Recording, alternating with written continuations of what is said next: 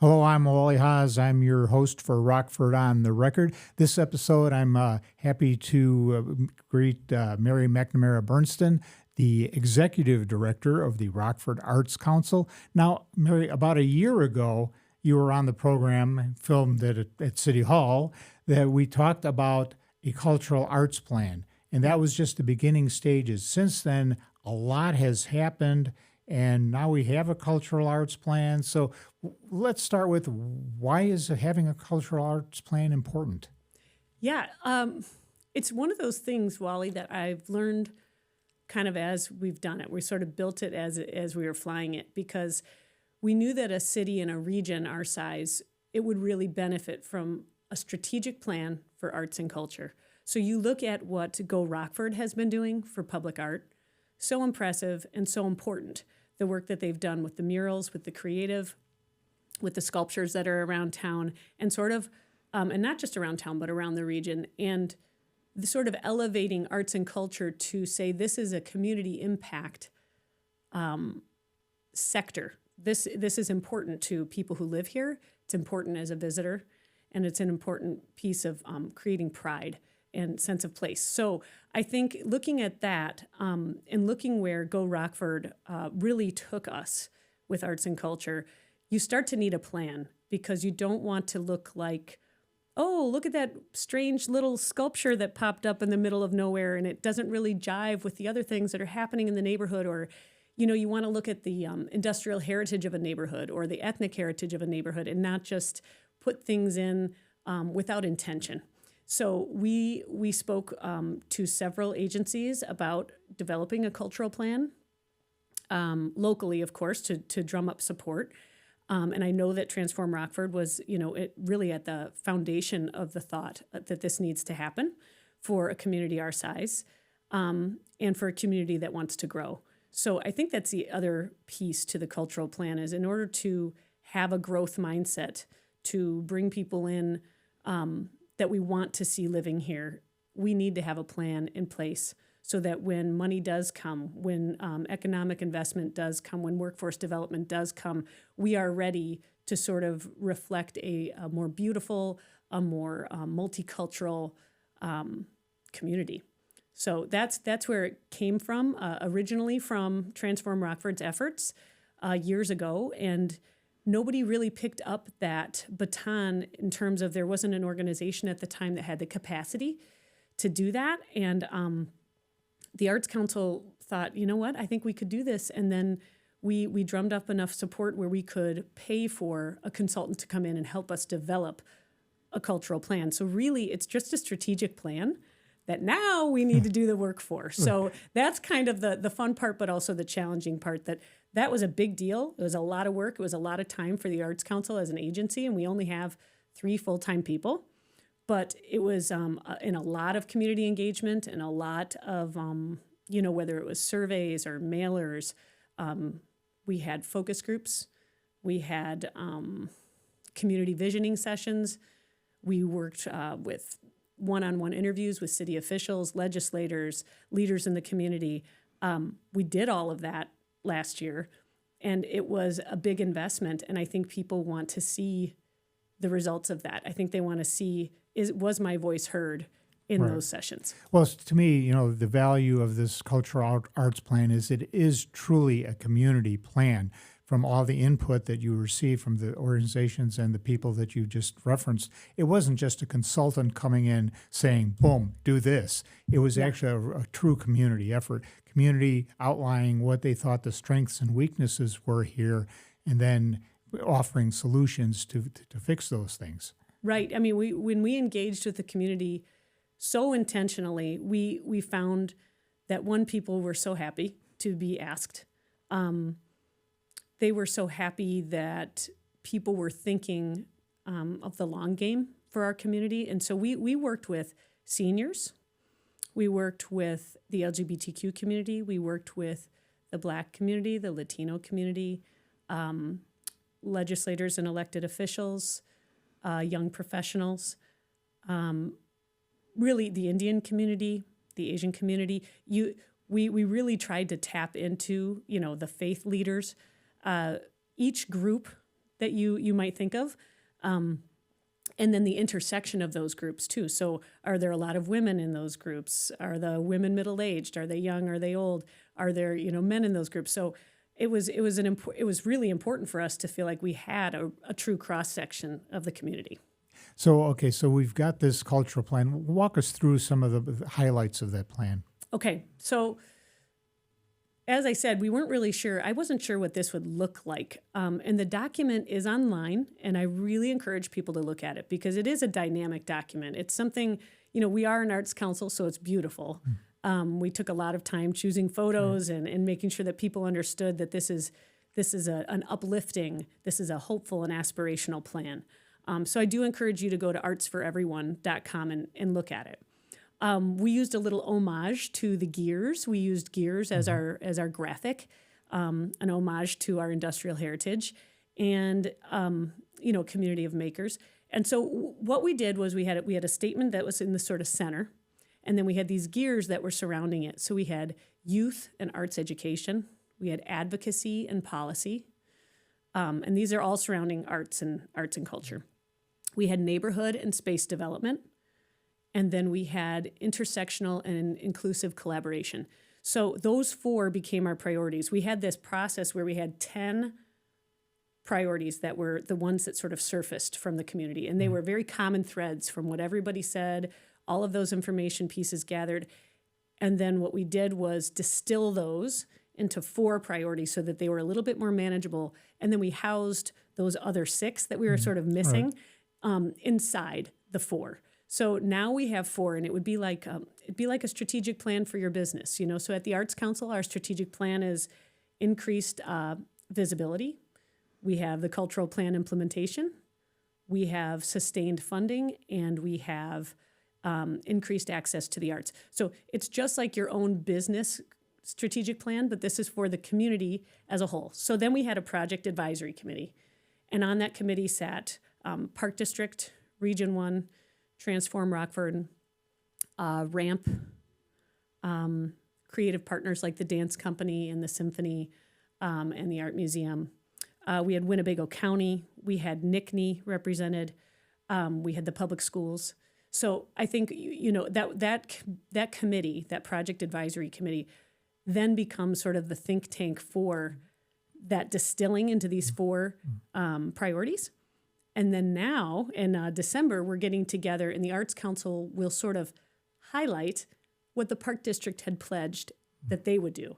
How is the Park District going to embed the cultural plan in their strategic plan? How will the City of Rockford embed the cultural plan in their strategic plan? Because everybody who was on the project advisory committee, they pledged that this was a priority for them and their agency. And what's exciting is that we found several regional plans that prioritized arts and culture. So we had the Park District's strategic plan. Arts and culture was the number 2 thing that people wanted to see more of out of the Park District. So that's exciting. So we've had these plans before, but never executed. Yeah, I think what we've had is people have arts and culture in their strategic plan, but they're not quite sure how to implement. Right. How does the Park District, right? It looks a little different at the Park District to implement arts and culture than it would at the Winnebago County. And so how are those 2 agencies going to take this plan and embed it in their own strategic plan effectively? And that's really then our job. So as the Arts Council, we want to be the push broom for this effort. We want to ensure that, hey, you know what, if Region 1 is having questions, or if District 205 says, well, we've prioritized arts and culture in our strategic plan, in their facilities master plan, 205 has prioritized this. So if you've prioritized it, how can we help you? Do you need connections with the creative community? Do you need performance space? Do you need experts from the community to come in and give internships and opportunities for mentoring? What is it that we could help you with at the Arts Council to sort of push broom this forward as a community so that, you're kind of coming from all the angles to ensure that we're all going in the same direction with arts and culture? Now, you rolled this out in July at the library, which is kind of a work of art in itself. It is. And so I thought it was a perfect venue for this. And then, Thanks. the event itself was a cultural experience with Yes. the people who were there and some of the performances. So I applaud you for that. That was great. I Thank know you. it's a few months later, but I do wish yeah. everybody got to experience that, though. It was really a pretty special night. So now you had that big event in July. So what steps have been taken since then to start moving us forward on this cultural plan? Okay, so since the reveal is what we called it, really we told the community what those 4 priorities are and sort of some highlights of where we want to go. Again, we're sort of building this as we fly. So what we've done at the Arts Council is we had our own strategic plan for the Arts Council that had to be done. It had been 3 years, so it was perfect timing. So it was fortuitous that, let's embed the cultural plan and how we are going to implement it. So in the last couple of months, I've been working with that consultant group that helped us develop this to say, help me put this plan that is very big and very aspirational into something I can do. What can I do this year? What can I do next year? What can I do in 2027? And so this plan is supposed to be 5 to 7 years long, with some, even 10-year goals in there, certainly. So one thing that was really exciting that happened last week in our advocacy and policy goal, so that's the big lofty goal, one of the 4 lofty goals, we wanted to advocate for earmarked dollars from the casino somehow for the arts and culture sector and establish a structure for distribution of those funds. So the Arts Council, when I say we wanted to advocate for those funds, they wouldn't be the Arts Council's funds. So it is a little confusing, and I do think that there is going to be some confusion moving forward, but that's okay. What it is sustained funding for arts and culture. I don't care where it comes from. We don't care, in terms of the body that figures out how to distribute those funds. That's where we could come in and be helpful. Maybe you want a dance company member on there. Maybe you want a symphony staff member on that distribution committee. But those $250,000 that were approved as an earmark for arts and culture, one of the first big victories is $125,000 is going to go to the Coronado's sound investment. They need a new sound system. It's extremely expensive. And the Coronado, as we know, is our gem. Yes. I mean, we can't have any part of that,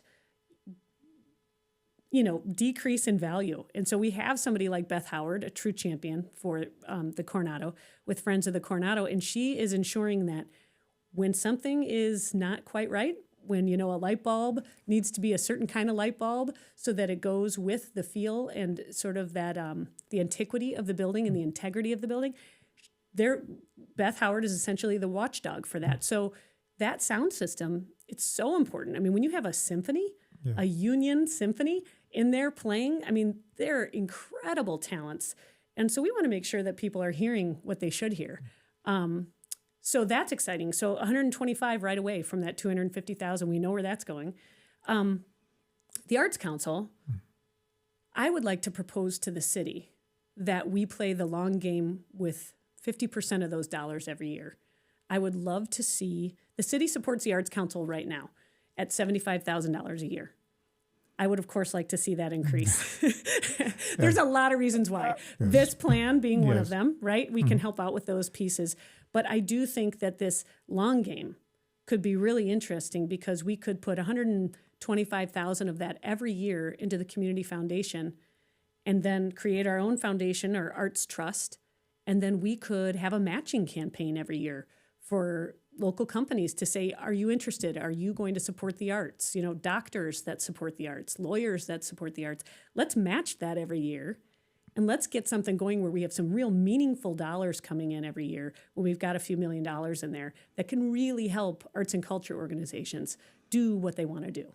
I get your emails quite regularly, and I'm amazed at the number of things that you're involved with that actually go beyond cool stuff. It's actually, training people to become entrepreneurs as artists and dancers or whatever their skill is.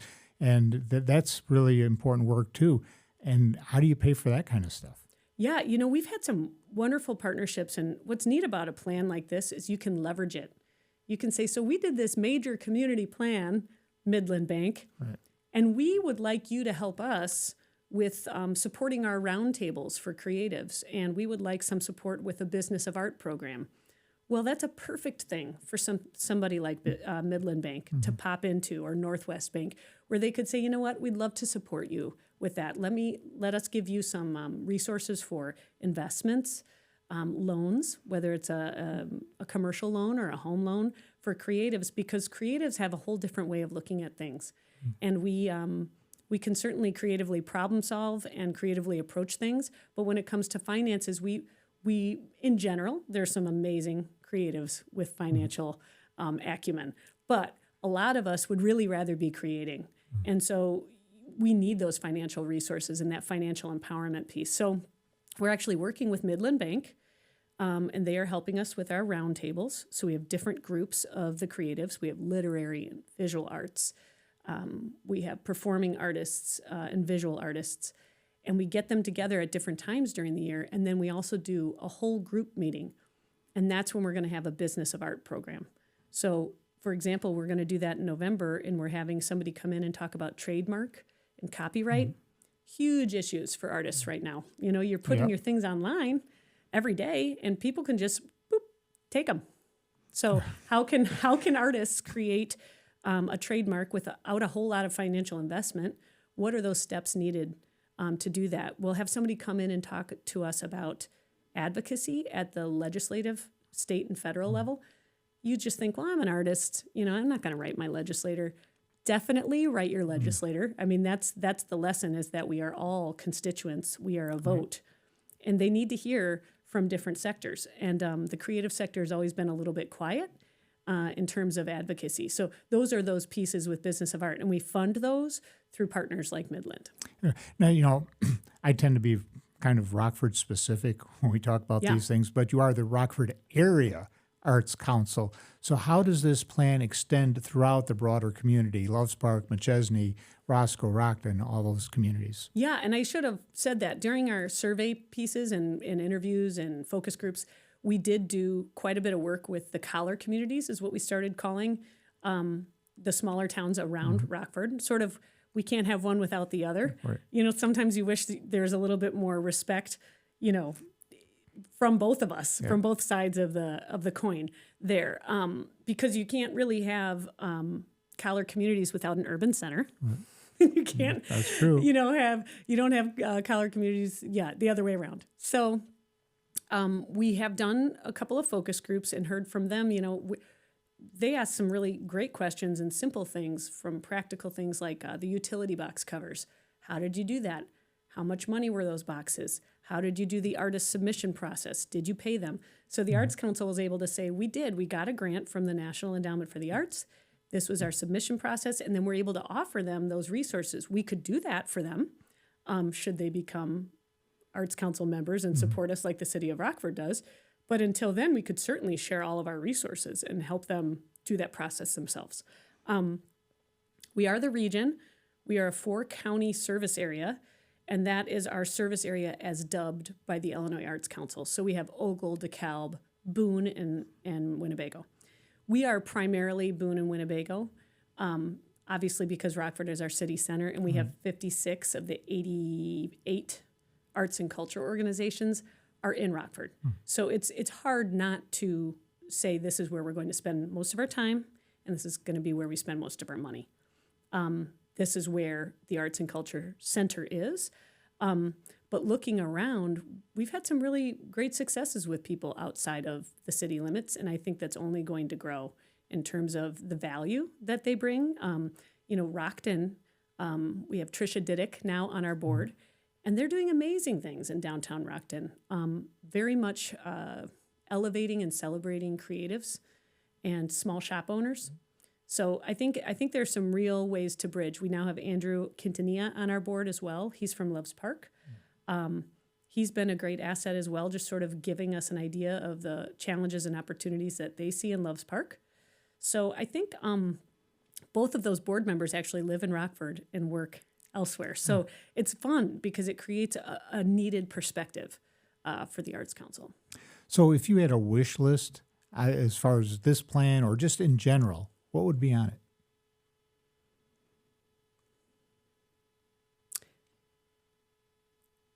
I think with a couple more staff, honestly, what we do with 3 full-time and 2 part-time is, I think, super impressive.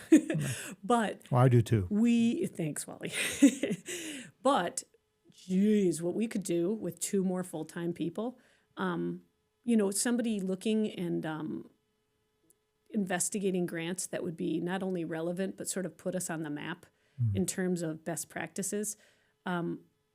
This cultural plan, the group that worked with us from New York, is now using Rockford as an example. I mean, we have had a couple of big wins already. We had Barbara Coleman pass while they were here.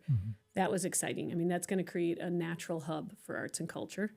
Now these dollars that have passed through City Council for $250,000 from Hard Rock funds, I think those cannot be understated in terms of the impact they could have long term for us, because we are saying as a community, arts and culture matter. Wish list. I also think a shared cultural space would be really impactful. We have such diversity here, and we talk about it, and we want to celebrate it, but it's not an easy bridge to make.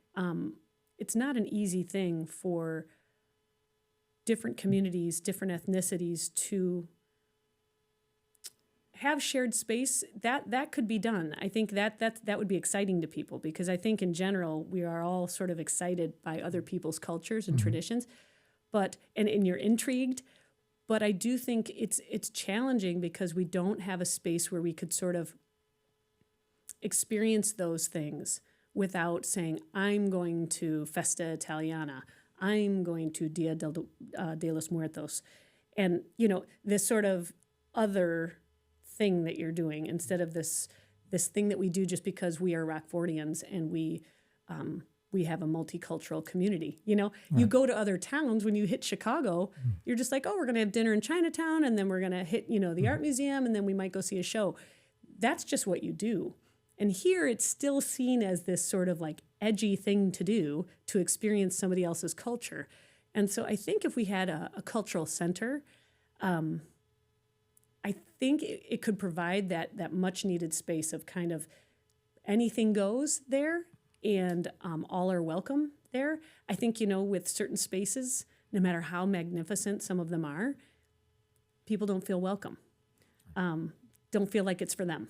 See, that's another value I see in this plan, is that you take into account all different cultures, ethnic groups, and to me it kind of brings the community together more. Yeah. The inclusiveness, which is one of the community's shared values, I think that's all part of your plan, whether intentional or not. Right. Definitely intentional. But yeah, sort of kind of the thread, right? It's just the underlying thread is this sort of intersectional, inclusive plan.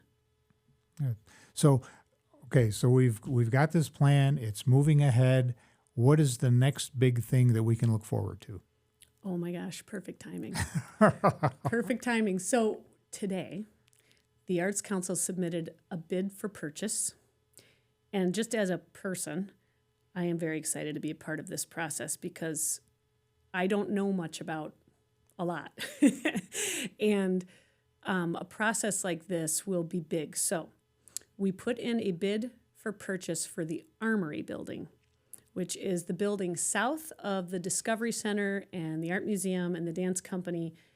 It's a gorgeous kind of post-war, when you walk in, Art Deco, beautiful building. Right now, it looks a little bit like Jurassic Park inside, but it was meant for gatherings.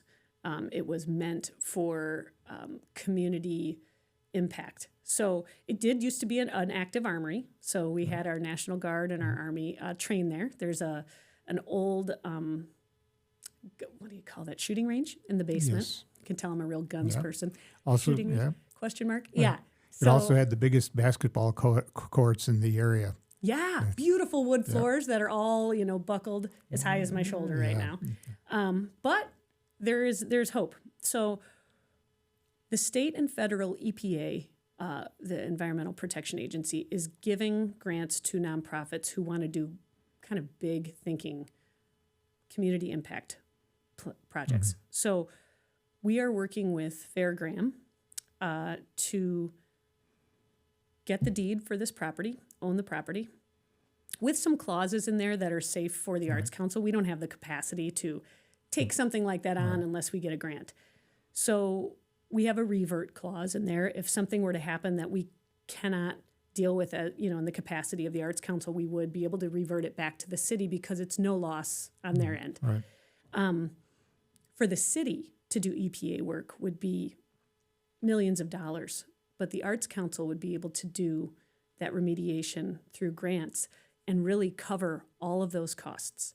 So we're looking to get it to look a little bit like the Barbara Coleman looks now in terms of a shell.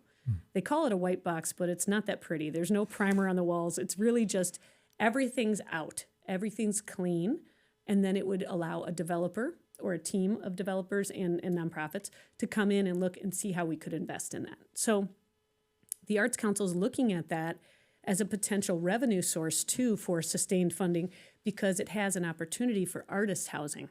There are rooms, big office spaces that go along the first floor, 6 on either side, and then 7 on either side on the second floor.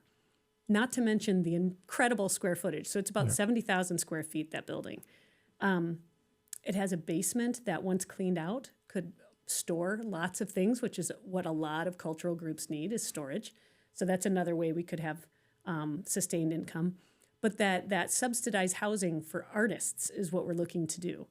And there's so many incentives right now for nonprofits to do that cleanup work that's what we're doing, Wally.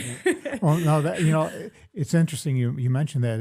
As we were having this discussion, I was thinking, boy, the Armory would be a perfect location, a perfect building for the Arts Council to take over and do something with. I know, to property manage. I mean, it has a gorgeous stage. Yeah. It has plenty of room for seating. I was at the Diwali event with the Indian community last year.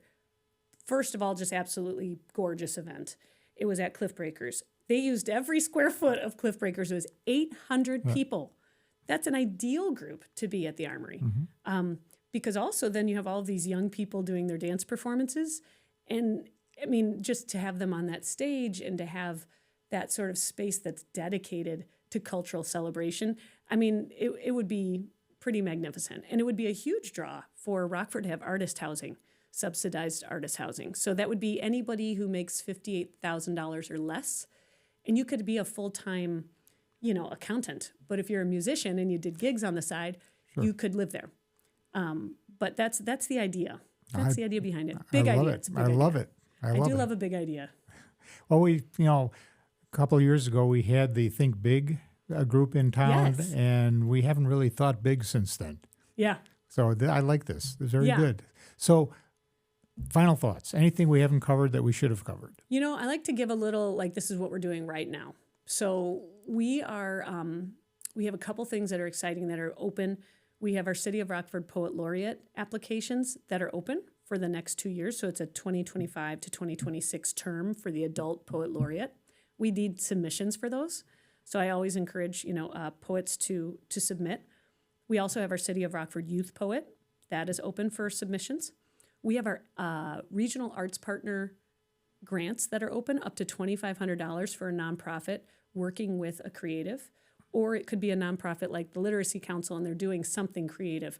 But those are up to $2,500, and the Arts Council has increased its giving from about $30,000. The first couple of years that I was there, we've doubled that. We're at $60,000 we're giving out. Oh, very good. So we're excited about that. And then the last thing that I hope I get to come back in and talk to you all about it, but the Rockford Area Arts Awards are March 7th, which seems far away, but the submissions for nominees open December 1st.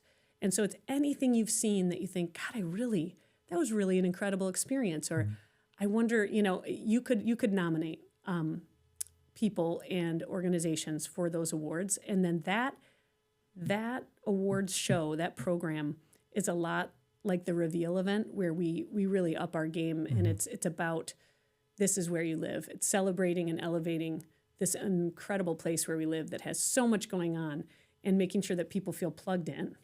Okay. So when do you want to be on the show to talk about that? Okay, I would like to be on here in December, please. Okay.